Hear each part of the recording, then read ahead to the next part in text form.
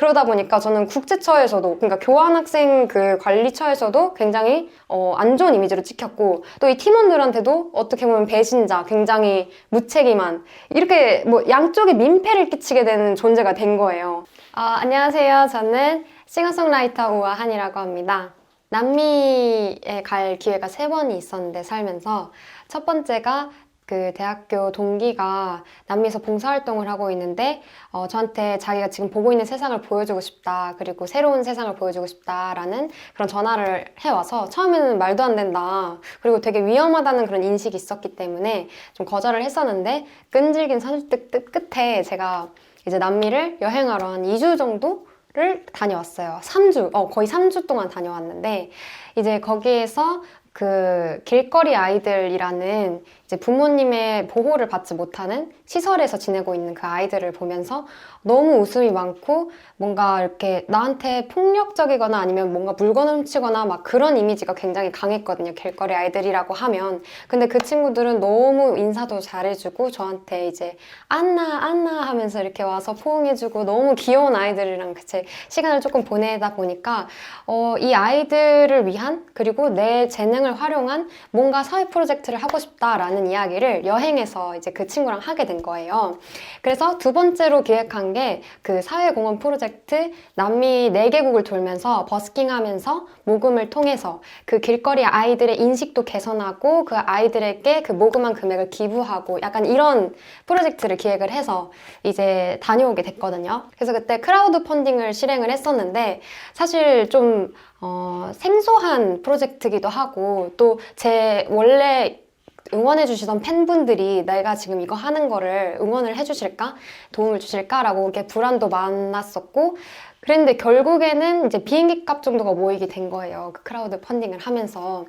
근데 이제 물론 그 비행기 값만으로는 해결되는 게 아니었어요. 생활비라든지, 그리고 국가와 국가를 이렇게 다녀야 되다 보니까 팀이 5명 정도였는데, 밴드팀, 그 네덜란드에서 온 친구, 우루과이에서 온 친구 해가지고 한국인 3명에서 5명에서 팀을 이뤘었는데, 그 친구들의 비행값도 저희가 이제 어느 정도 감당을 해줘야 되고, 약간 사비를 좀 많이 써야 되는 그런 상황들이 많이 생겼어요. 그래서 부담도 많이 됐고, 금전적인 문제 때문에 막 싸움도 나고, 그 여행 도중에, 부끄럽지만. 그래서 되게 내가 여기를 왜 왔지? 그 아이들을 도와주고 싶었는데 본래 취지가 가끔은 이제 좀 흐려지기도 하고, 그래도 그럼에도 그 아이들의 웃는 모습, 그리고 같이 소통하면서 되게 마음을 다잡으려고 했었고, 결국에는 막 큰 성과는 아니었지만 그래도 600명가량의 팔로워분들이 길거리 아이들을 응원해 주시겠다고 메시지도 보내주시고, 그래서 되게 저한테 있어서는 굉장히 좋은 프로젝트였다 하고 막을 내렸어요.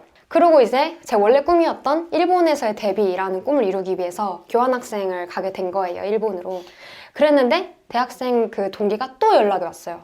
이번에는 SK텔레콤이다. 이 SK텔레콤이, 이 기업이 대학생들을 도와준다. 진짜 고민을 많이 했어요. 왜냐면 두 번째 프로젝트가 너무 힘들었고, 일단 크라우드 펀딩 할 때부터 머리가 빠질 정도로 진짜 고민 많이 하고 그 글을 생각하고 이랬던 과정들이 생각나고, 또 남미에서 엄청 싸웠던 그 기억도 생각나고, 그러니까 좋은 기억만 있는 게 아니니까 망설여지는 거예요. 그랬는데 이제 그때 제 그 뭐랄까, 인생 모토가 뭐였냐면, 무엇이 기회인지 모르니까 무조건 다 하자라는 모토였어요.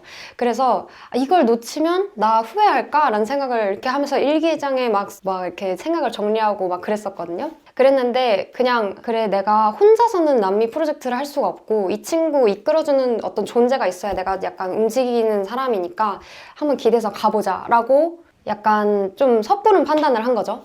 그래서 진짜 밤을 새면서 그 기업에서 간트 차트라는 거를 뭐 이렇게 적어서 내야 된다, 스케줄대로. 그리고 예산은 어떻게 쓸 것인지, 이런 것들을 이제 하면서 밤을 새면서 학교 수업도 자다가 놓쳐버리고 굉장히 엉망진창인 교환학생 생활이 돼버린 거예요. 그 프로젝트를 하겠다고 한순간 책임져야 되니까.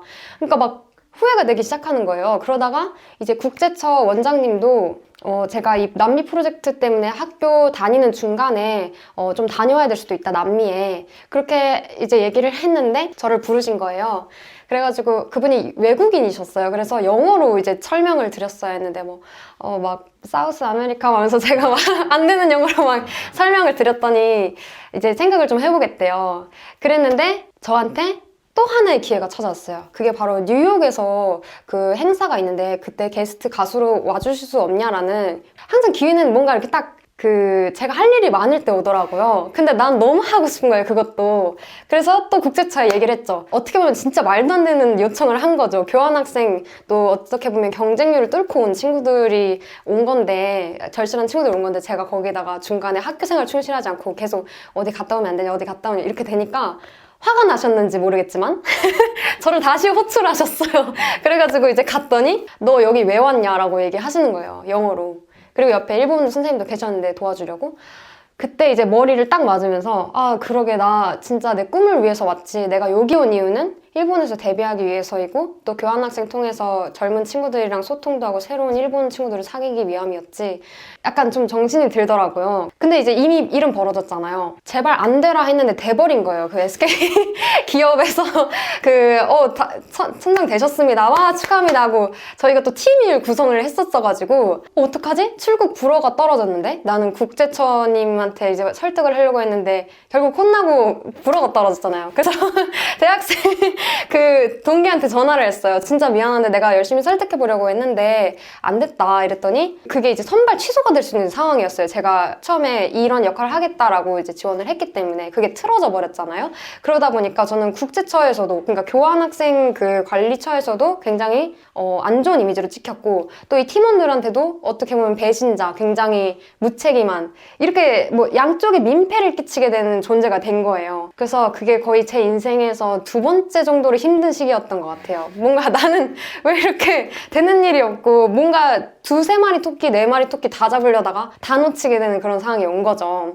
그래서 그때 이제 생각이 좀 바뀌었던 게, 나는 모든 기회가 어떻게 될지 모른다, 내가 모든 기회를 서투로 보내면 안 된다라는 가치관이었지만, 그때 이후로는 뭔가 느낌이 쎄하거나 내가 조금이라도 하고 싶지 않다는 생각이 든다거나, 진짜로 하고 싶은 거 우선순위를 잘 정리한다거나 하는 그 일련의 과정들이 굉장히 중요하다는 생각이 딱 들더라고요.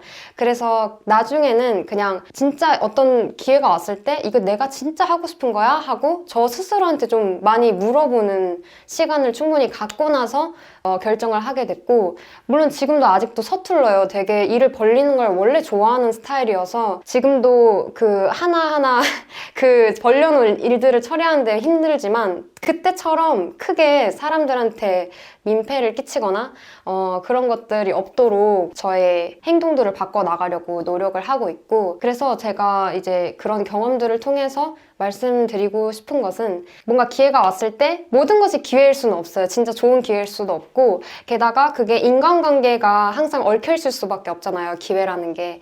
그러다 보니까 조금만 틀어지면 굉장히 안 좋은 영향을 나에게 줄 수 있는 거다. 그렇기 때문에 진짜 스스로에게 물어보고 책임질 수 있는 선에서, 그게 진짜 설령 좋은 기회였다고 하더라도 그걸 놓친 거 너무 후회하지 말고 나에게 물어봐서 납득한 것들을 해 나가다 보면 또 좋은 기회가 오지 않을까라는 생각을 했습니다. 아직도 공부해 나가고 있는 중이지만 저는 그걸 통해서 굉장히 큰 깨달음을 얻었던 것 같아요. 그래서 남미 프로젝트 갔다 왔거든요. 다행히 다른 대체자를 용인해 주셔가지고 그 친구들 갔다 와서 굉장히 부러웠는데, 저는 일본에서 그걸 안 간 덕분에 굉장히 좋은 그 기회를 만나가지고 오디션 대회도 1등을 하고 좋은 사람들도 만나고, 만약에 남미를 갔다면 제가 일본에서 이루었던 뭐 단독 공연이나 이런 것들이 전부 다 없었을 거예요. 그래서 이렇게 뭔가의 기회를 놓친다고, 아니면 어떤 사람을 놓친다고 해서 그게 내 기회가 끝나는 게 아니고 새로운 기회, 새로운 사람이 오는 어떤 신호일 수도 있다라는 생각이 들면서 저는 그런 경험들을 여러분들한테 공유해 드리고 싶었습니다.